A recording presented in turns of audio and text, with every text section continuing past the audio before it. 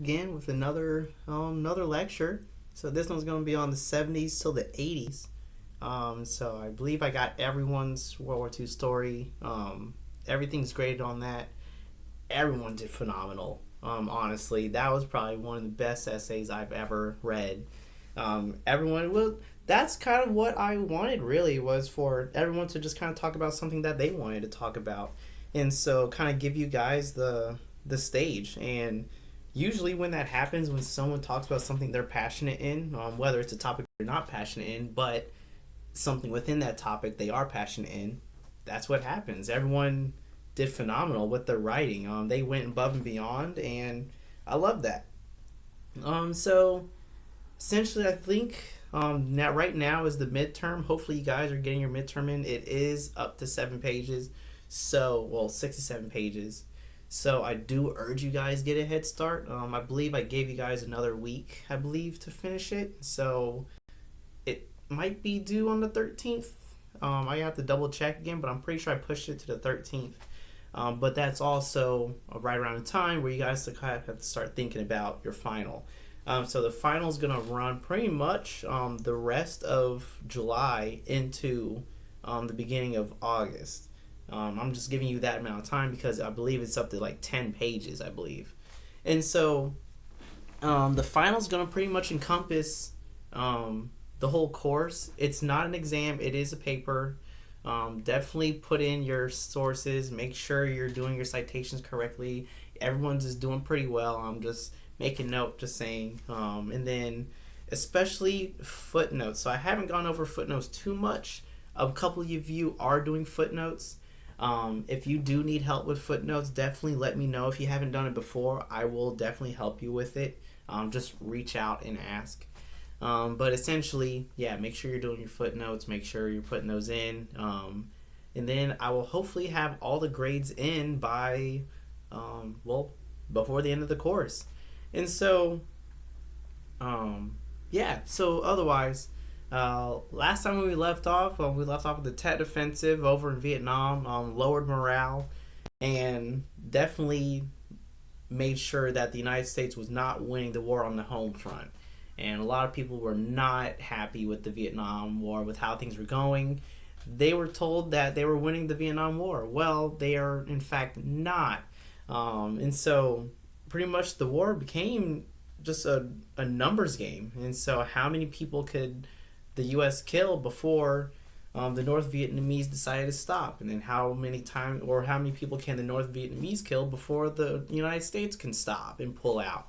And so the Vietnamese understood that if they can just keep up the fight and keep the war going, well, eventually the U.S. is going to have to stop because politically they're not winning this war.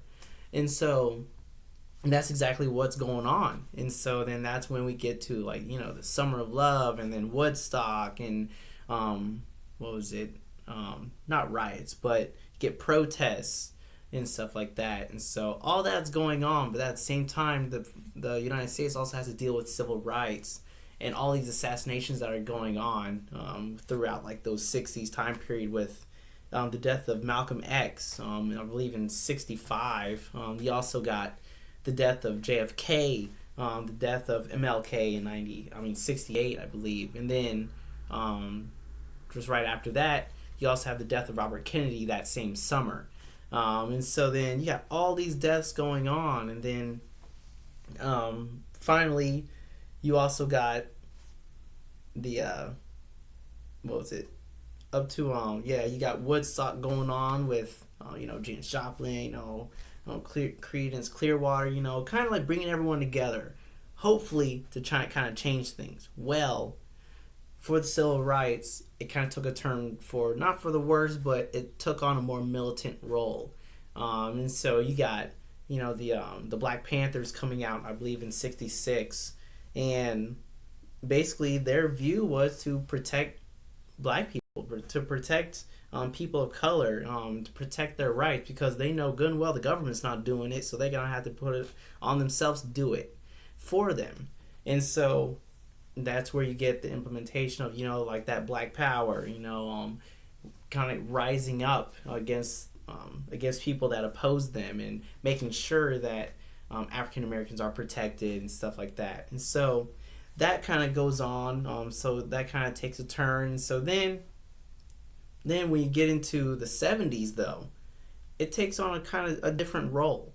And so instead of pushing out more towards towards a militant role, now you got African Americans trying getting into politics, trying to rise up and become influential.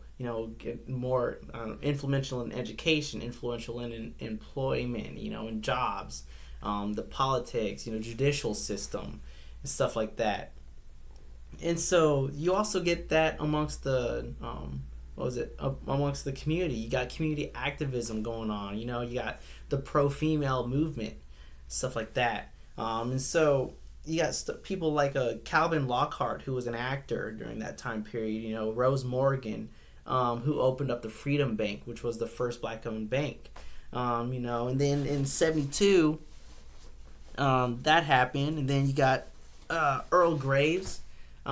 He created like the Black Enterprise magazine, stuff like that. So you got a lot of people who are rising up. You got MTV. So MTV started, but that was later on, like '79. But you got all these things kind of like coming out of the woodwork. So MTV was just a music television, and so they aired their first music video, I believe in '79, and then other odd jobs like dealerships. Al Johnson, he created the first black owned dealership. I believe BET also started in '79. So that was another thing. Robert L. Johnson, he became, and Sheila, they became co-creators of BET, I believe. And so all this stuff is going on throughout the '70s, but because of this activism comes opposition. So the government does not like that. The government needs to keep order in socially. You need to keep social order. So that's when you get to May 4th of 1970 with Kent State, the Kent State shootings. And so, Kent State they were actively opposing Nixon going into Cambodia, and so they were actively against the Vietnam War. They wanted to protest. It was a peaceful protest, but then the Coast Guard was called in, and then 4 people were killed, 9 people were injured, all within I believe 13 seconds. And so that definitely put distrust and a distaste in the government and how the government was conducting the war. And so that was going on, but then some other things were happening on the other side of the waters. You got Nikita Khrushchev. He ends up passing away due to a heart attack in '71, and so now you got this kind of decline of the Soviet Union, but you also have the decline of the U.S. government's trust, and so you got both sides are declining. And so now Nixon has to figure out a way to kind of fix this. And so Nixon ended up signing a peace treaty in Vietnam, and basically, or a ceasefire, peace treaty in Vietnam, and essentially just giving everything back to the South Vietnamese. There, he was like, the South Vietnamese, you guys can do this. You guys go ahead and you guys can handle it. And so we kind of helped you guys. Now it's all on you. So that was in '72, the year after. And so now you got the South Vietnamese fighting their own war against the North Vietnamese. Well, North Vietnamese, they're like, oh, shoot, game on. So now they go right into the South Vietnam. They capture everything. Then you got the fall of the Saigon with the capture of the U.S. Embassy. And then that was the largest evacuation of,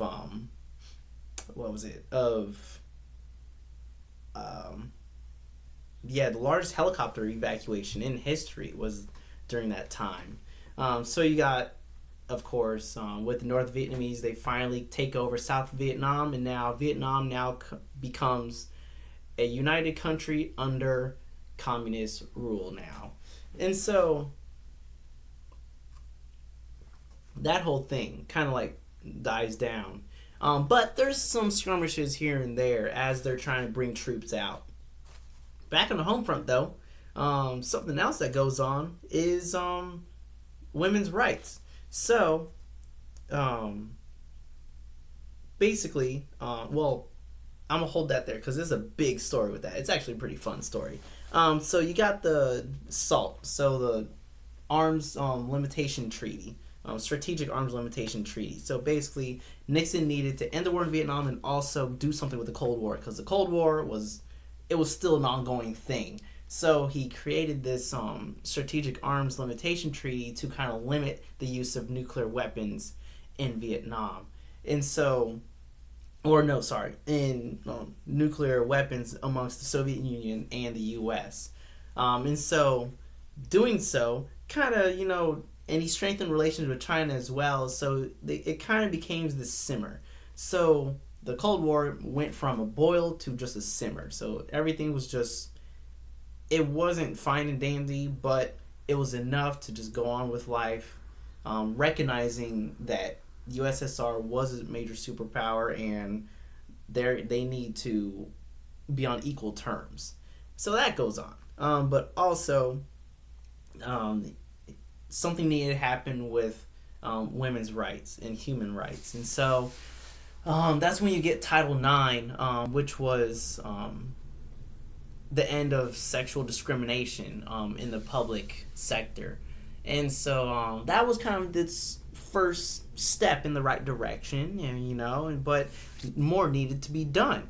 But he also needed a way to secure the presidency, though, for the next term coming up. So he started passing all this stuff. You got the Eisenstadt versus Baird, which was on the basis of birth control. So here's where we get into. So by this point, you got all these young women and men like coming together, having sex and everything, but you also have other families who are like, we don't need any more kids, we need to get more money to, the whole American dream.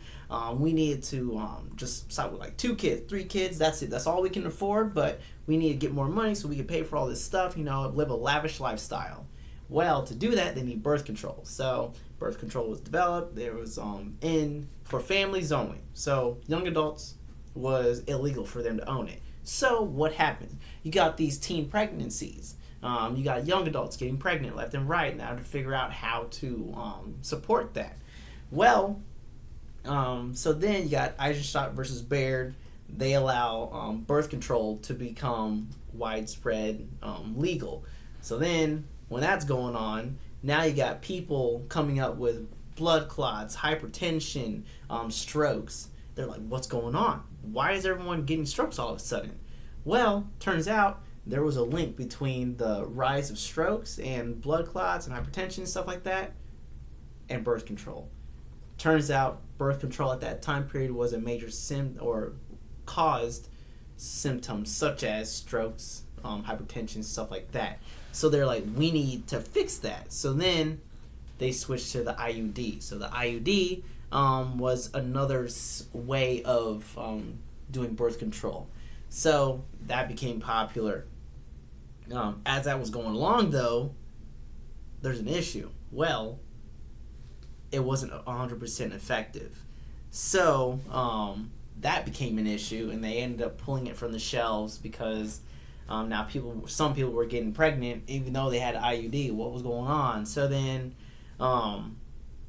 so that's when they ended up getting it scrapped from the shelves until fairly recently, actually.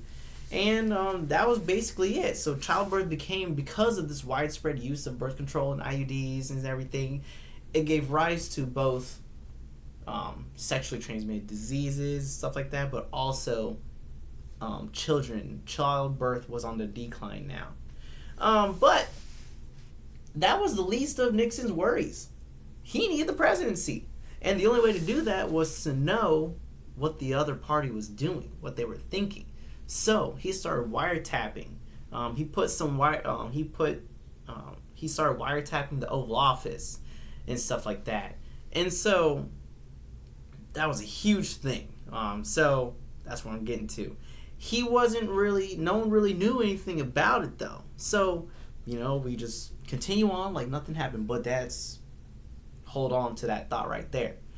So as we continue on, he starts coming up with like the 73 with Roe versus Wade with reproductive rights. So that Supreme Court ruled at that point that abortion was a woman's right, and so at least up until the fetus was able to thrive on its own. So if it had a heartbeat, if it had organs, before those were developed, a woman had the right to abort the child. And so everything was going A-okay at that point. And so then that's when, hold on there 1 second, I got lost my train of thought here. I believe I might have gone out of order of things. Actually, no, I didn't. Yeah, no, I didn't. I don't think I did. Actually, yeah, I did. No, I didn't. Oh, see, this is the thing with notes, though. So, like, I get so scatterbrained with notes that I always lose train of thought of what I'm talking about. And then I end up going back and realizing that I actually did not mess anything up. So I'm going to go back to where I was and continue on with that. Yeah, so I was not off track. I was doing pretty well. Anyway, so at this point with the Roe versus Wade and everything in 73, there's a bunch of other things that happen. Nixon's kind of like up against the wall with a bunch of different stuff. So he, even though he wiretapped, he's, now listening in on everything. So Supreme Court does its thing with women's rights. You also have the Yom Kippur War going on with Palestine and Egypt, Israel and Egypt over the Suez Canal. And so Yom Kippur War, because it was the 10th day of Ramadan for the Arabs, and then also it was a Jewish holiday. It occurred on Yom Kippur. So it was they wanted to capture the Suez Canal and negotiate for the Sinai Peninsula, or Sinai Peninsula. And so basically, Israel and Egypt, they both march across their borders, started attacking each other.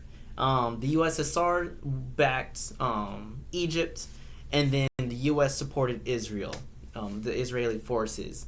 And so because the US supported Israeli forces, all Arab countries now instituted a oil embargo on the US. So then that means what?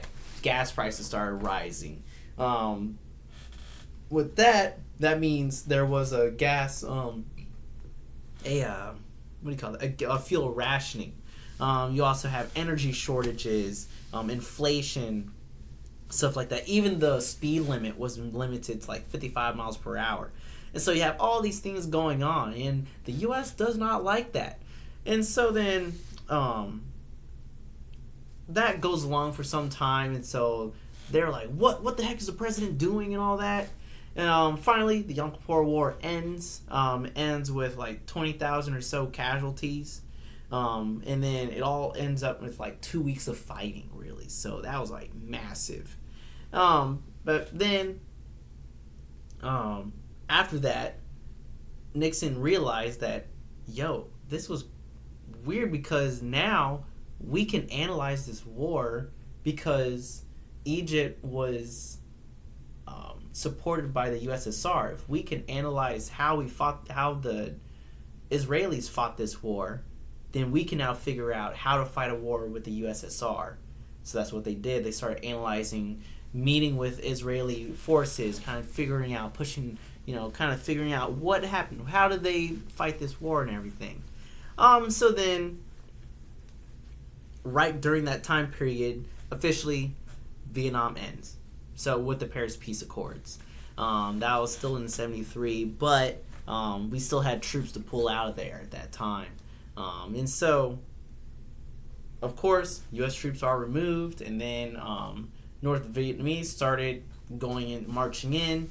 So then, by that time, it was a complete loss. But we're out of the war. Great. So that's when the hippies and stuff like that started on being like declining. That movement started declining as well. So by this time comes the presidency, 73. So Nixon, he's like, hey, I need to figure out a way to secure this presidency. So he wiretaps, but also he gets 5 guys, part of his general staff, or his chief of staff. They march into the committee headquarters. They break in. They break into the headquarters. They placed bugged phones, stuff like that, within the headquarters so they could listen in on the Democrats. So then, after that, they're caught and they're arrested. Well, that means Nixon's now on the edge. So he's like, I gotta cover this up. So he says another thing. He goes on like he didn't even know what happened. And so, after talking to those 5 burglars, up to 26 other people are convicted. And so then, this reaches widespread media. It becomes the talk for weeks. And the public now becomes even more disgusted with the government. You start to see this separation of the government and the people throughout the 70s, and it becomes so bad that you get so many revolts and you get so many demonstrations and so many people who are wanting to stand up to the government. That's how you get these rise of like the rebellious teens, the rebellious young adults, stuff like that. And so by this time, because the heat is on, Nixon ends up getting on air, and even though he won by a landslide, he's forced to retire his presidency. No more. So then, right after that, that's when we get to Gerald R. Ford. So Gerald R. Ford, he is the shortest running president in history, with only 3 years in term, because Nixon renounced his presidency, I believe, while he was still president, through his new term. I'm going to have to double check that, but I'm pretty sure that's what it is. So Gerald R. Ford comes into office. His first thing that he does is he pardons Nixon for what he did. Then after that, his foreign policy was to focus on further Dente with the USSR, further peace talks, further trying to de-escalate the situation with the USSR. So he oversaw the removal of further troops from Vietnam. He was getting them out. He's making sure he's doing everything that Nixon was doing. So he wanted to just continue on with that. So then by 75, about a year later, you get the Helsinki Accords. So the Helsinki Accords was basically all European countries. They ended up signing this document, improving relations with the USSR, making sure that, hey, let's just squash this, And so the U.S., though, they came back. They were like, this means nothing for us, because the Helsinki Accords was for Europe. It benefited the Europeans, but it didn't benefit the U.S. It did nothing for us because we weren't part of the European Union. And so, or they weren't part of that side of the world. And so it was kind of like it was definitely it definitely backfired. And so then that was under Henry Kissinger. So he ended up telling Ford that it was just like, yo, we didn't want to sign this. This meant nothing. Like, why are we doing this?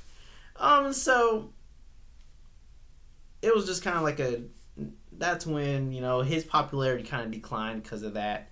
And then 75, of course, you get the fall of Saigon. I talked about that earlier, but it was supposed to be now. So, but also that same year, this was the last thing that ever happened. So officially, the fall of Saigon was the end, of Vietnam. But actually, this was the last battle that happened in Vietnam before the U.S. was officially pulled out 100%. the Mayaguez incident. So, May 12th, 1975, Mayaguez was, I believe, a cargo ship right off in international waters, right off the coast of Cambodia. So, there was a boat that drove out to the Mayaguez, ended up being the Khmer Rouge or Rouge, like rebels. And so these rebels, they went up to the Mayaguez, took it hostage, and took, I believe, 39 seamen from the ship, and they just started hauling them back between the mainland and the island and of Cambodia, mainland Cambodia, and the ship, just going back and forth. Well, an SOS signal was sent out, and so now, Koh Tong Island, that's what it's named. So then, the day after, the U.S. gets this SOS, and so they're like, "Oh, we need to do something." So then, as the speedboat is still trying to, go back and forth, you get F-111s, you got an AC-130, circling overhead, they're firing on these boats and everything. And so, turns out that one of the boats, I think one or two, ended up being destroyed, but not the one that the crew was on. And so, after that, that's when a group of U.S. Marines were detached to capture this ship. So they arrive at the ship, they get on. What happens? Nothing. There's no one on this ship. So they're like, where's the crew? Where's the hostages? Where's the situation? Where's the rebels? What's going on? Well, it turns out the rebels are still back on the island. No, they're back on the mainland, I believe. So then they detach 5 CH-53s, and then an HH-53. So, and one ground unit. So they get there, nothing's there. Well, on the way to the island, 3 helicopters were shot down, and 1 crashed offshore as well. And so now on the western beach was Knife 21 and then Knife 22. They were engaged in some small arms fire and everything, and rocket fire. And then Knife 21 ended up successfully detaching their troops before it crashed offshore. It was just damaged. It flew off and then crashed. And so I believe Knife 22 and 32, they barely made it back to the Thai mainland and everything. Now, on the eastern beach, Knife 23 and 31 was in charge of that. So Knife 23 ended up crashing on the beach after sustaining heavy damage, and then 31 ended up bursting into flames from RPG. And so out of a crew of 26, 18 survived. And so then now at this point, you got the Marines that are at the Mayaguez, but you also have Marines now stuck on that island. So you got A-7 Corsairs coming in to provide airstrikes on that island just to hold the rebels at bay. Now, 54 of Marines are stuck on the island. About 14 or so died already. And so now you got additional reinforcements coming in. And so then by this time, you got 110 men defensive perimeter surrounding it. So then basically, now you got A7s, F4s, AC-130s coming in. They're like trying to defend these guys who are stuck on this island. At the same time, the U.S. is trying to get all these helicopters to come in and get these guys off the island because they're stuck. The people that they were searching for are not there. And so then, they don't know that. They're just like, we need to go find these people. So then, while these guys are on the island sustaining heavy fire, firing back, they're in the heat of the battle, this ship, just slowly just drives on past.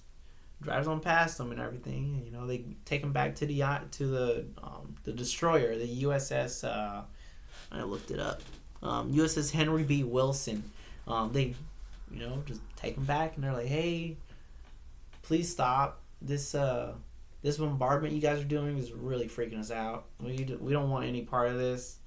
We just wanted to take them and hold them hostage, but you can take them back. You're good. Let's wipe our hands, have them." Well, sure, yeah, we got the sailors back and everything. Great, that's great and fine and dandy. But now we got 100 and something men stuck on this island. So now we got to figure that out. Now you got 82 men on the west beach. You also got 29 men on the south beach and 25 on the east. They gotta get all these people up. So you got Knife 51, Jolly 43, Jolly 11, and Jolly 12. They also successfully delivered additional men onto the beach to create a 230-man defensive perimeter on this island, on this beach, to defend the people who were stuck initially. So now they got to get them off. Jolly 11 landed and retrieved about 25 men from the east beach. But then Jolly 12 held suppressing fire, and then 23 and 51 came back to help after getting some of their guys out. They came back to help get the remaining people out. Sorry. So then, at that point, the AC-130 circles overhead, drops a 15,000-pound bomb. Just completely obliterates part of the island. And it started to spray the island with its 105 howitzer and its cannon, its Gatling gun. And it's just raking this island left and right for ammo. And so then Jolly 12 and 51, they came back. They were reports of a lone Marine on the island. Well, they unsuccessfully found him, but they got everyone out. And so at night, 51, Jolly 43, and 44, they successfully loaded some of the Marines from the West Beach and headed back to the USS Holt and the USS Coral Sea. And so 44 and 51, man, it's just back and forth. Jolly 44 and Knife 51. So they landed on the West Beach, and as the AC-130 is still, firing overhead and everything, and they loaded all the men up and everything, and they looked for any additional men. They couldn't find any. Nobody came. As of total, about 65 casualties, but 3 were missing. What was going on? So on the West Beach, actually 3 Marines set up an M60, kind of like light machine gun position to defend the people who were being evacuated. Well, it was on the far right, but then they were told to move to the far left. But not everybody understood that they were moving to the far left. So some people thought they were still on the far right, but you don't see anyone there. So everyone's assuming that they made it back onto the the aircraft. Well, Captain Mike Stahl, he reported that all his men were accounted for, but he made an error. So about 8 o'clock at night, Sergeant Anderson gets radioed. 8 o'clock at night, Sergeant Anderson ends up telling them to move to different cover, but he doesn't communicate that. So that's the last time he saw them. Now, a radio transmission comes in 20 minutes later to Sergeant Anderson from a unknown Marine at the time, after they all evacuated, saying, "Hey, when's the next helicopter coming?" Everyone's like, what helicopter? There is none. What do you mean? And their guy's like, we're still back on this island. What do you mean? Come get us. Well, now you got the officers are just like, no, let's swim out to sea. We can't come back. All our stuff is damaged. We can't do this. So then they're like, only one of us can swim. What do you mean? So they're like, all right.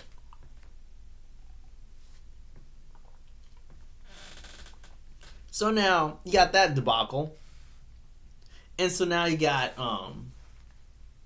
what was it? Now you got the ships come close to the coast and everything. They're trying to rate they're calling out to these soldiers like, hey, we need to find out if you guys are still on this island. They don't get an answer. They're sailing all up and along the coastline, just looking, nothing. And ultimately, they end up just calling it off. And then about a year later, the soldiers are deemed killed in action. Well, about a decade later, an eyewitness comes to the stand and tells them, yo, here's what happened. So essentially, as the fighting was going on and after everyone was evacuated and after the transmission, 20 minutes after the evacuation came through, that's when an eyewitness said that one of them was wounded and one of them was shot dead. And so the one that was wounded, they were captured, and then they were killed later on because it turns out the wounded one actually killed one of the rebels with an M16. So that was a standard issued rifle at the time. And so after that, you still got one other person, but that one other person was with another. So later on, the rebels actually started find out that, yo, why is my food getting eaten? So then they figure out, wait a minute, there's someone else on this island. So they search. They finally find these soldiers, two of them.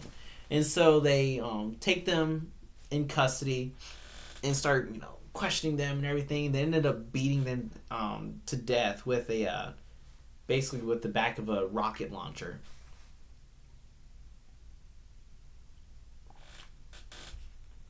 And their bodies were ended up being dumped along the coastline of the mainland of Sihanouk, coastline. And so so that's the end of it. So now people can start focusing on the USSR and now the home front. So then 76 comes along, got Jimmy Carter. Jimmy Carter becomes president. He's kind of like the hippie president, He wants everyone to just come together and be happy, be a happy family.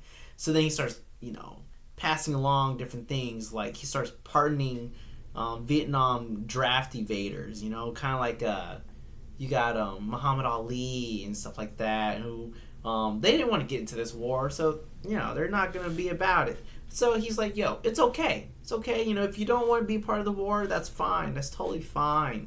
We're gonna pardon you. As well, he had the Panama Canal Treaty, which allowed Panama to now be the official controller of the canal. But that's until after 1999, I believe.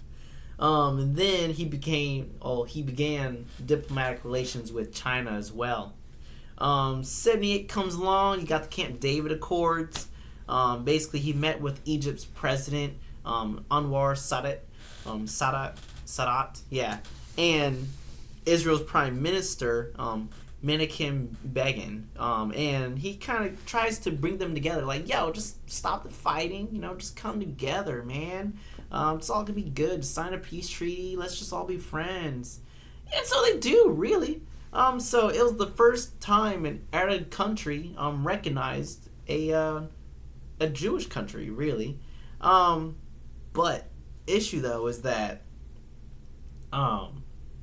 basically there was a two-state treaty. So basically that Palestine or Israel and Egypt had to coincide together, and Israel did not have to become part of an Arab, like basically an Arab nation. They didn't want that.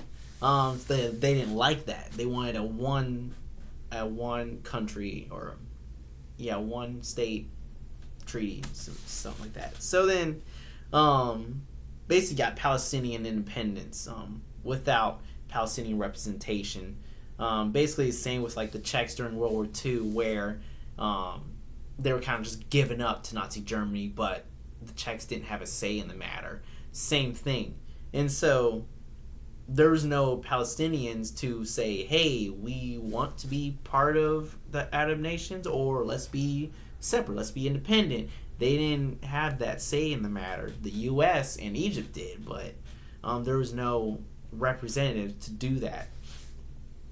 So this kind of led to some discontent amongst the Arab nations and stuff like that, but that continues on later on, which you will see or you will hear about the issues with that.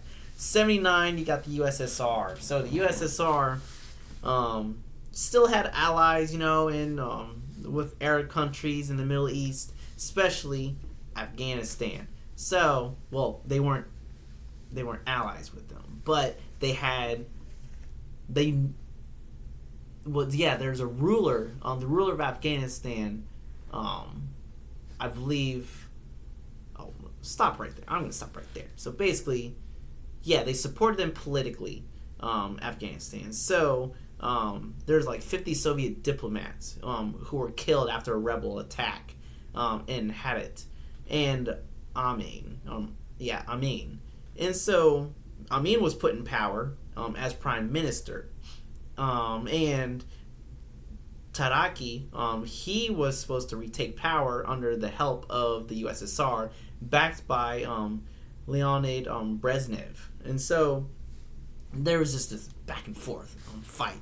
So the USSR is like, let's just take matters into our own hands and change the government ourselves. So, and I believe, in 79, they end up invading Afghanistan to fix the situation.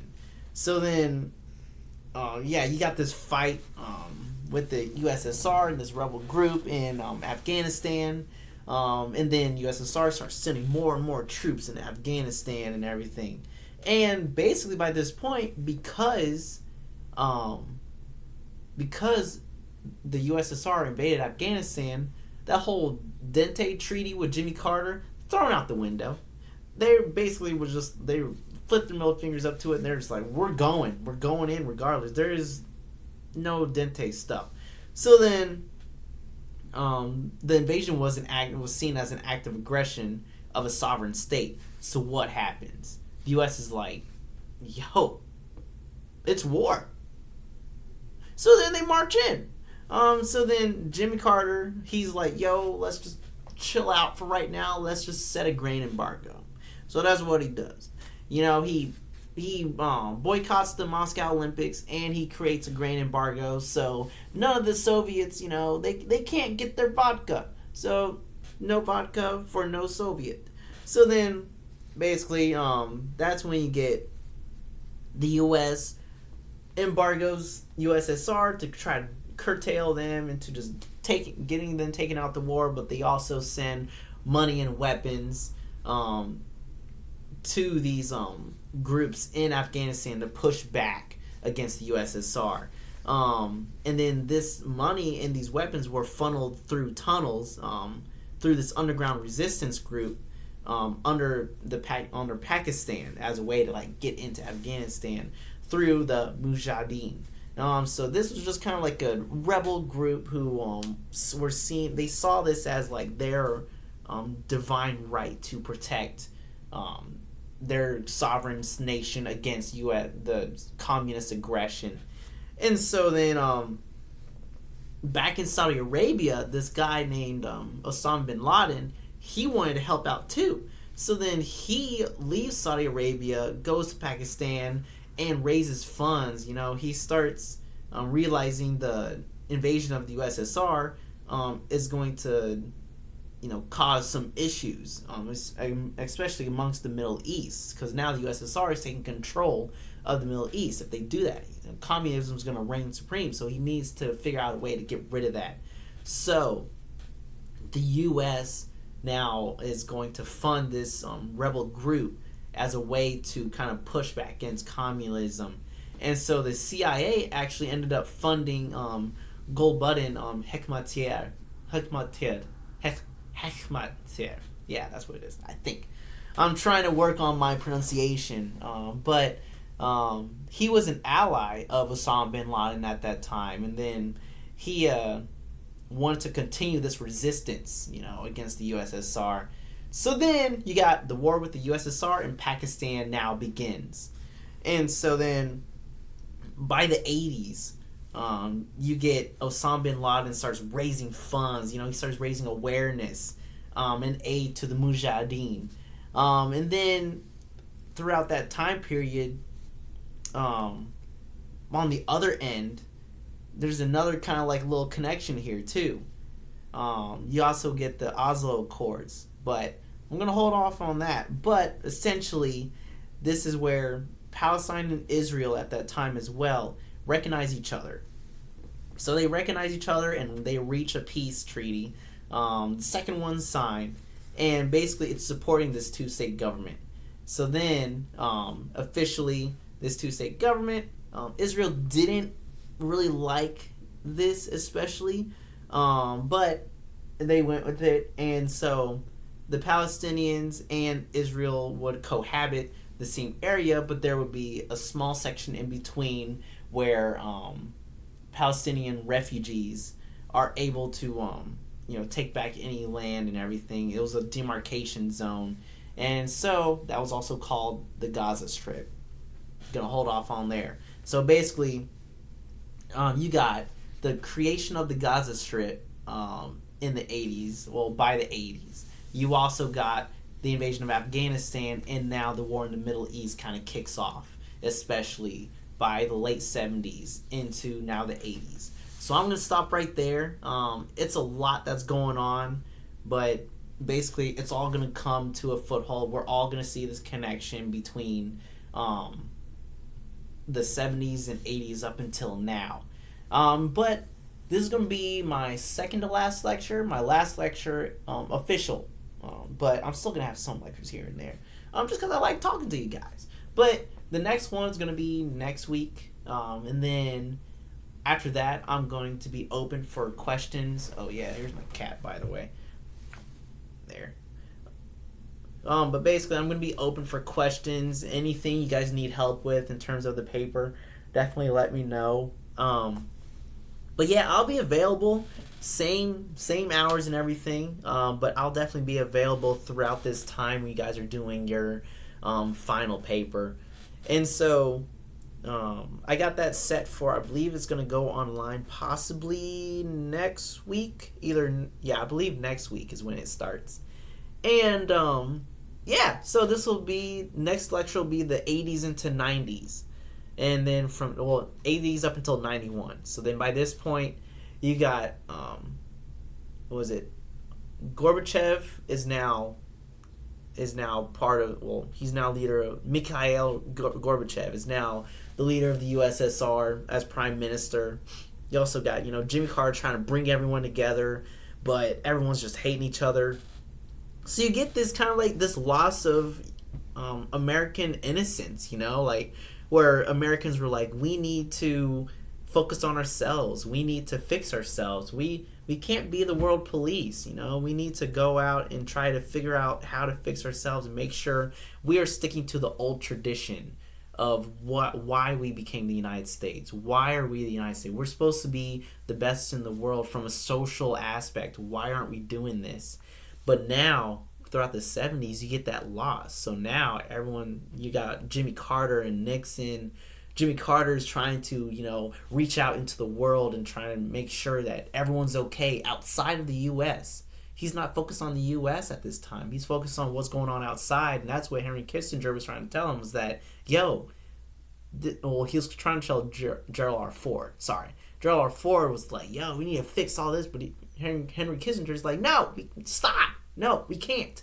But then you also got Jimmy Carter, who's also like, let's fix this, man. Let's all be friends. And then you got Nixon, who's just like, let's just wiretap everything. Let's just listen in, who's gonna find out? Well, the whole nation found out now that he wiretapped the Oval Office. So you get this distrust in the U.S. government. You also get this, all these political activists. You also got community activists. The Black Panthers. You got who are fighting against discrimination. You also got the women's movement, who are creating all these human rights successes. You got all this stuff going on, and ultimately, it's just going to be what leads to to now. And so hopefully by next week, by next lecture, you guys will see that the connections, and so a lot of stuff is happening because a lot of stuff just all came to a foothold, like the US from the time, the 50s, the 40s, 50s, 60s, they they felt everything socially was just fine. They're trying to figure out stuff with the other countries, but they started to ignore what was going on at home. Now, throughout the 60s, with the Vietnam War and everyone losing trust in the government because of what was going on with the war, and what they were being told was completely two different things. You also got people outside of the country and other countries kind of like creating this basically it's this chaos between the government and the people throughout the 60s and into the 70s. And finally, once the people get what they want, they get these rights, human rights. They also get the America out of the Vietnam War. America pulls himself out of the war. Well, now they got to fix themselves, but also they got to help these other people who are also trying to become independent. But because of them trying to help other people become independent, they also cause a lot of problems, which you will see. So keep in mind with Osama bin Laden, keep in mind with the Gaza Strip, keep in mind with all that, because next time it's all going to come to a foothold, and I'm going to make connections, and I'm going to blow your mind. So peace out, travelers. Take care. Enjoy your week. Make sure you're getting that midterm in, but make sure you're also thinking about that final. Say bye to my cat. Adios, guys. Hasta luego. Take care. I'll see you guys next time.